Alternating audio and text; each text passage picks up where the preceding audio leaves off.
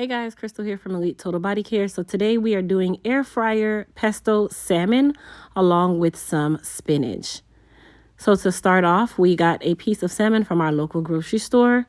The salmon has already been cleaned, and then we'll also be using aluminum foil, spinach, and then for our seasonings, we'll be using, of course, pesto sauce, store-bought, our Elite Eats adobo and jerk seasoning, as well as black pepper, Tony's, paprika, garlic powder, and onion powder. So I started off by cutting my salmon into 2 fillets. Now you can do this as a whole piece if you like, but I cut it into 2 fillets. And then we are actually going to be applying this in our air fryer, or putting this in our air fryer on a piece of aluminum foil. So I'm actually going to go ahead and season it while it's on top of the aluminum foil. Now, the reason why we're using the aluminum foil is because we want to make sure that all of our juices from our salmon and also the sauce from the pesto remains with our actual salmon, and we can actually use that juice or sauce to add flavor to our spinach when we are ready to eat our food like a sauce. One thing you did not see me do is actually spray the foil paper with a little bit of Pam. That's something that I definitely recommend because I forgot to do that in this video. And it proved to give me a headache at the end because my salmon was actually, the skin was still stuck to the foil, but we didn't use the skin. So I'm applying my seasonings to my salmon. And as I said, I am using our Elite Eats adobo and also our dry rub jerk seasoning. I'm so tongue-tied, you guys. And then, of course, I added my other seasonings, which was my smoked paprika, my garlic powder, a little bit of Tony's, and also the onion powder. Now, how you season your salmon is really your choice. I like to season my food very well. I actually only season the top side of the salmon, and then I just rub the seasonings around on the salmon. But we don't eat the skin, yet I still find myself rubbing seasonings on the skin. So it's really your choice what you want to use, you guys. There's no right or wrong seasonings. If you want more salt, less salt, your choice, okay? Seasonings, in regards to where I get them, I kind of stick with the Badia line, my line, adobo. It's just really your choice, you guys. Okay, just your choice. Once I apply my seasonings, I just went ahead and patted the seasoning into my salmon, and then I just rolled my salmon around in the excess seasoning that kind of fell off of my salmon without adding any more. But you can also rub it into your salmon if you like. It's always best to marinate your fish and allow it to sit. In this case, I did not. So we're just going to go forward with it just like this. Okay? Now, in regards to my salmon and the pesto sauce, I applied my pesto from the beginning. You can also, when you're doing this, apply your pesto towards the end.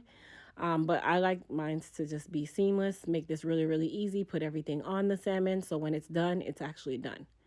So all I did was, this is some store-bought pesto. You can make your own or you can get it from the store. It's your choice. And I just literally just spread it on the salmon like it was butter. Okay.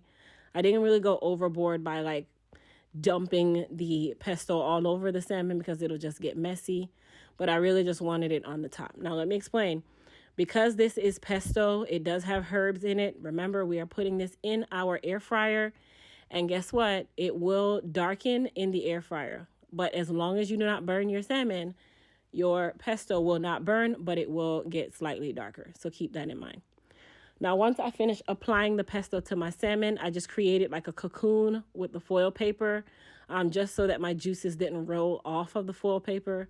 And then it allowed that those juices to stay in the foil so I could use it actually on my dish when I was finished as like a gravy or a sauce. Okay. So all we did was put this into the air fryer tray.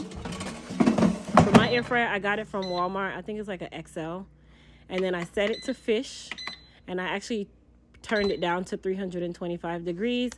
And it says 15 minutes, but I actually did it for about 23 minutes total. So now we're going to go ahead and start making our spinach. So to start my spinach, I just put a little bit of margarine or butter in the pan. I actually just use, I think it's Betty Crockett or something like that. I ran out of my typical butter, which is grass-fed. It usually has a better taste, but I use what I had today because I actually had it in the fridge. And then I used some purple onions and smashed garlic to start the seasoning of my pan and my butter for my spinach. Now, spinach, you don't really have to do a lot to it, but you know, I'm Jamaican. My other half is Trinidadian. So we like our food to have like well seasoned. So I did use some purple onions and also some smashed garlic. Now, if you don't like your garlic in big chunks like this, then of course you can mince it or dice it however you want. Smash it up, whatever you want to do with it, you can do it with your garlic, but we're just literally adding flavor to our spinach. So I started out by sweating my onions and of course cooking my garlic. And then once it had gotten down to where it was more just caramelized at this point, that is when I went ahead and I added my seasonings, my spinach to the pot. Now I only was able to fit one bag of spinach, but one bag of spinach is enough for one person when you cook it, you guys. So if you are making this for a family, please get like 4 bags of salmon and count 1 bag of salmon per person because you will literally have that much left. It will be about a cup of salmon left after we use this entire bag because it's cooked down. Okay. And then I did add about 2 tablespoons of water just to help deglaze my pan from my onions and garlic. And of course, to add a little steam to my spinach. And then I also seasoned my spinach and I use a little bit of black pepper, a little bit of Elite Eats adobo seasoning, and also a small amount of Tony's. Spinach is more water to me than anything. It's kind of like cabbage, but it has, of course, a better nutritional fiber, and you get more nutritional gain from it. But when you cook spinach down, like what's left is what's really left. So be careful that you don't oversalt your spinach. That's number one. And then also you want to make sure that you do not burn your spinach because it cooks really quickly. So I turned my stove down to about medium low and allowed my spinach to cook. And that is what we have left. Now, I did remove some of the larger chunks of garlic from there. I mean, we love garlic, but I'm not going to eat those huge chunks. So now we're just going to go to the plating. So our spinach is done. That was really quick. And our salmon was done in about 22 to 25 minutes because I did have the air fryer on a lower heat setting. Typically, you can do it anywhere between 325 and 370. But when I tell you that my salmon was so tender from using the air fryer, I will never make salmon in the oven again unless I'm making a very large piece.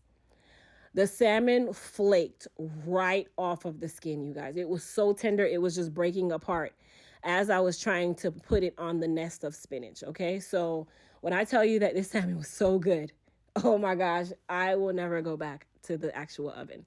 Air fryer all the way. So for my plating, I just made my salmon a nest of spinach, put my salmon on top, and then the juices that were left over in my foil, which wasn't a whole heap, I just used that as sauce on top of my salmon to also add sauce to my spinach.